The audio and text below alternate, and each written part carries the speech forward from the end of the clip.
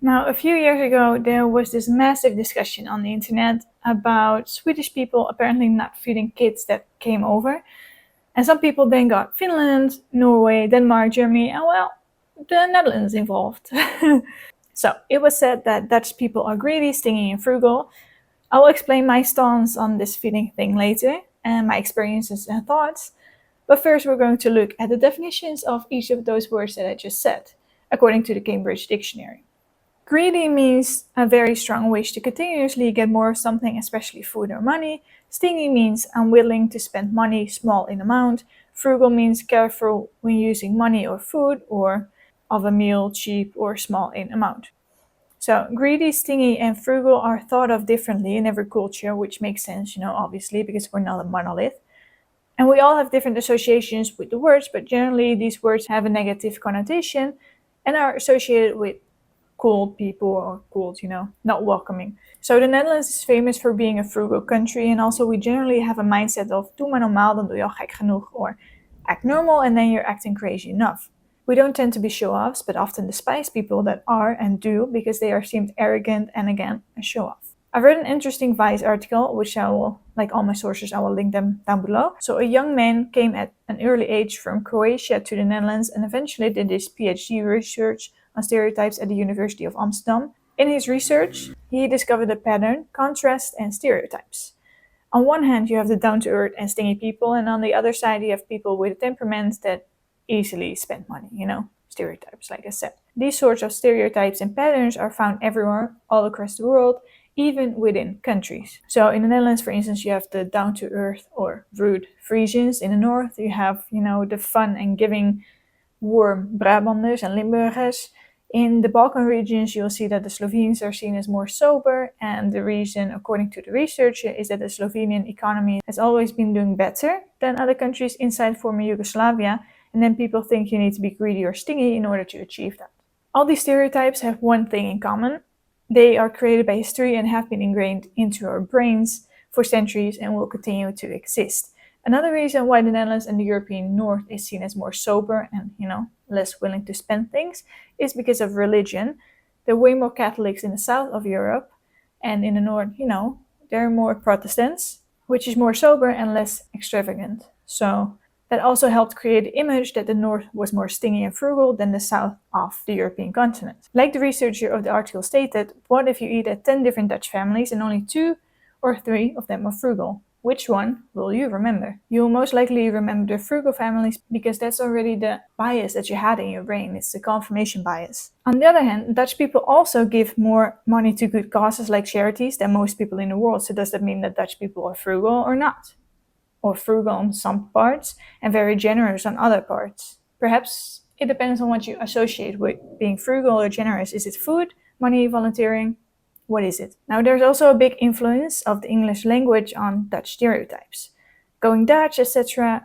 Well, in the English language, they say going Dutch. When splitting the bill in other languages, they use completely different countries and nationalities to mean the same thing because of history and stereotypes. It is said that going Dutch is one of the remains from the Anglo-Dutch Wars that began in the late 17th century. So during that time, a number of English idioms sprang up that used the word Dutch and used language to paint a negative stereotype of Dutch people. They succeeded. And the English didn't just have names for, us, Dutch people, but also for tons of other countries that weren't in their good book at the moment. Sometimes things were simply mistranslated, such as the Dutch treat, which refers to paying for your own drink, and came into the existence to make sure people didn't drink too much alcohol. Just one tiny little thing. The Dutch treat was mainly meant for the German and Swiss immigrants that were living in the US state Pennsylvania. They were named Pennsylvania Deutsch, which was then mistranslated to Pennsylvania Dutch, but Dutch and Deutsch, not the same thing. But not everything is made up, of course. Dutch people can be generous, and Dutch people cannot be generous. And whether that's a good thing, that just depends on the way that you've grown up, which culture you're a part of, and which norms and values you have. Now on to Swedengate, as it was named, but the Dutch version instead, so Dutchgate. It was about children that were playing with another family being forced to leave or stay inside a room while the family ate dinner. So, first off, everything that there was a big map created for Swedengate, Dutchgate, all that stuff. Don't just easily trust maps. They're a great way to go viral based on information that doesn't exist. So, the map was supposed to showcase the differences between European cultures when it comes to feeding your guests. Well, that sounds great and interesting. The map was completely made up and showcases yet again the danger of believing what people see on the internet, as stated by research of journalists at Knock. Maps are getting used more often to create viral content and are a great way to get reactors and to go viral. Visual images are a great way to influence someone's conversations and thoughts, as said by journalists from Knock. So falsely created maps are also often used to put different groups of people against each other. More often than not, the information doesn't even exist.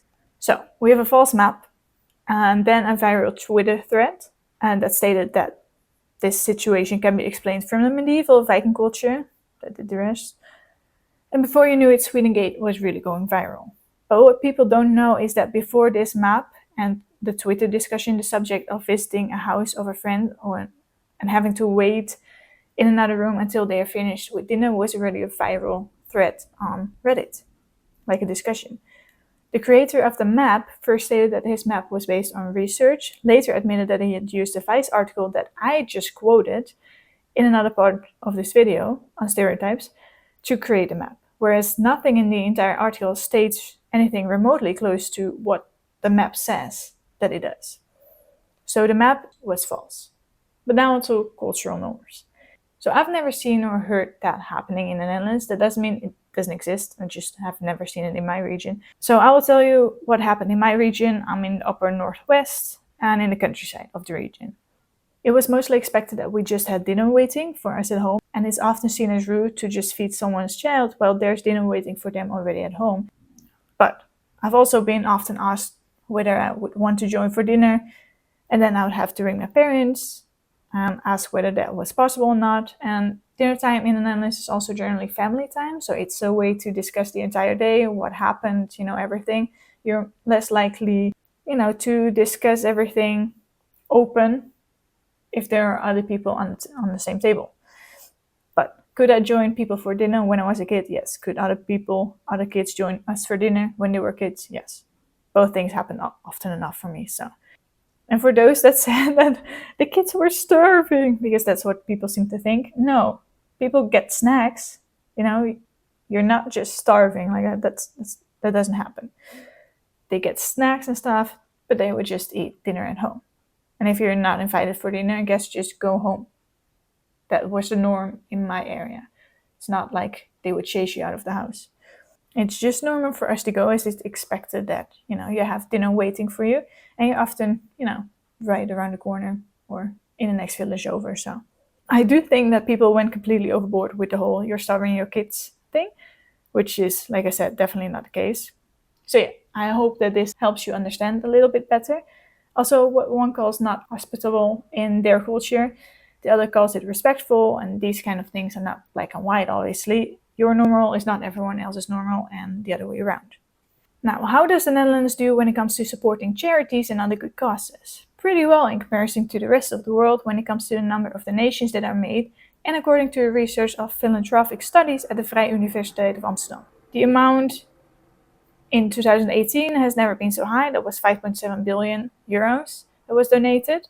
After that, it did start to go down. But yeah, perhaps it's everything like inflation, pandemic, those kind of things.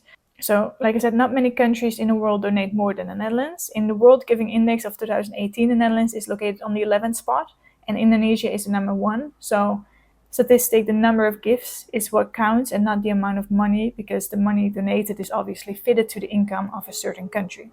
But like I said, we have been donating a smaller percentage of money from our total income to charities and other good causes. And when we do give to good causes, it's generally done to make ourselves feel good, because we get a small percent or because of social pressure. And the reason for donating is the same as for many other countries in the world. And there's also a big culture of volunteering in the Netherlands, so I honestly don't think I know anyone that has never volunteered. Now, this is a very highly requested part. Tikkies, Tikkie culture. Tikkie is a payment app that was created by one of the Dutch banks, and it's an easy way to send a payment request to someone. But mind you can now also easily just send a payment request via your bank. And while there are definitely some people that might send Tikkies for like 50 cents, I've never personally experienced it. And I do think that people again get the confirmation bias with this. But yeah, what we mostly use Tikkie in payment requests for is, for instance, to split the bill from restaurants, because one person will pay and then it's divided through all the people that were there, and then you just send the money over. Like I said, I do think that some of those stories of the Tikkie have been exaggerated. Some might definitely exist, but I don't think it's as massive as people make it out to be. But I will laugh, about the Tikkie stories. So if you have any of the Tikkie stories, just leave them down in the comments below. I will gladly read them and laugh at them with you. Now, I think this is the last one. Yeah, the one cookie rule. So sometimes in the Netherlands, you get a cup of coffee or tea, and you can get a cookie or biscuit out of the cookie box, to your grandparents or whatever. And it's oftentimes simply customary to just get one and then the box closes. And when you're liking the cookie so much, that might be very annoying to you. But one, it depends on where you are, and each family is different. Grandparents often give you as much as you want, sometimes they don't, depends. And two, the idea is generally that you have one coffee or tea and don't really need more than one cookie with having that. And if you want more, then you can take an extra coffee or tea. And three, people think that this part was influenced by the Calvinistic influence. So, are we frugal or not? I say yes and no. And whether you think that definitely depends on your upbringing. Are you frugal if you donate a lot in comparison to other countries? Or are you frugal if you ask people to take one cookie? Whatever your answer might be, it all has to do with your upbringing and your culture that you're familiar with. And your normal way of life isn't the same as it is for anyone else. So, if someone is frugal in your country, what do they do? And what name do you have for them in your language, and what does it mean? For instance, if someone is really after a lot of money and does everything to get it, someone is called a geldwolf or money wolf in Dutch. And the words for cheap are zuinig, krent, those kind of things. Let me know.